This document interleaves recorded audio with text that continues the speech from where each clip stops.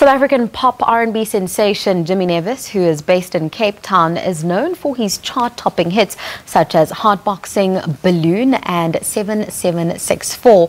He returns with his long-awaited third studio album titled Chimera. These 17 tracks offering delve deep into the artist's diverse personal sides, as well as his eclectic musical taste and the countless of genres his music has begun to explore since his career began over 6 years ago.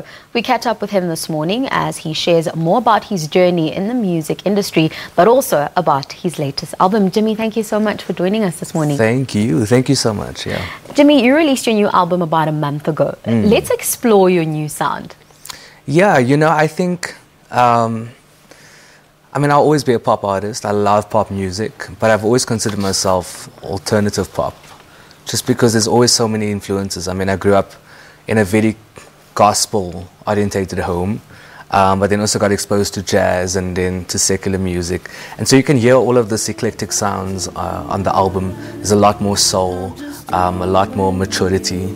So yeah. Now, in terms of any musical artist, they always have influences from when you're young. Yeah. But who are your current influences in the music space? So let me tell you this. It's actually very interesting for me because I've been obsessed with 70s music lately, but especially also listening to Stevie Wonder, Earth, Wind and Fire. But this time around, I feel like I'm appreciating them for them as if they were artists that were releasing their music today.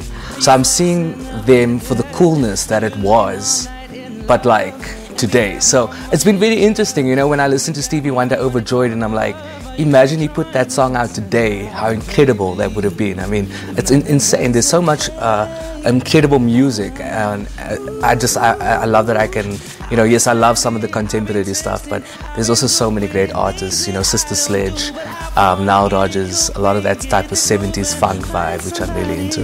Look, your analogy makes a lot of sense because essentially you're the 2018 version of them, right? Well, I mean, I wasn't planning on that. I think it happened very naturally. I started actually going to some 70s clubs because this is a thing now. They exist? They exist. These things are real. And I would be jamming and I'm just out there and I'm like, what song is this? Like, what is this? And all of a sudden that kind of became part of my playlist. And then I started putting this album together and thinking about what do I want to say, you know, and I decided that you know, yes, we're going to put out singles, they're going to be there for 3 months, it's going to be awesome, it's going to be great vibes, hype, blah, blah, blah, awesome.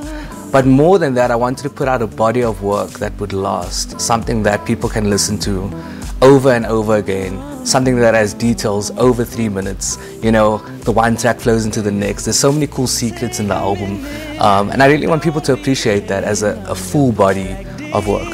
Now, Jimmy, you've been in the music industry for some time now, and, you know, the landscape of our industry has changed over time.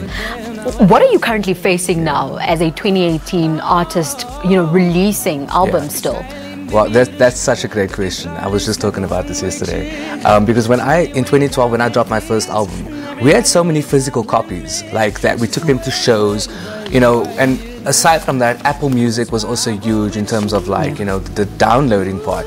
Now in 2018, dropping this album, we're focusing heavily on streaming because streaming services are like how people get music and consume music. So it's been quite an interesting push, and now our main objective is to get on different playlists, even more so than radio, because people make their own top 40. You know, I listen to like some artists that probably don't even play on radio because that's my top 40 that I consume.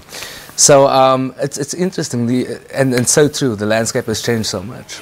No, unfortunately, we've run out of time and I wanted to chat some more, but I love your music and I'm definitely going to get your album. So all the best with this new release. Thank you so much, yeah.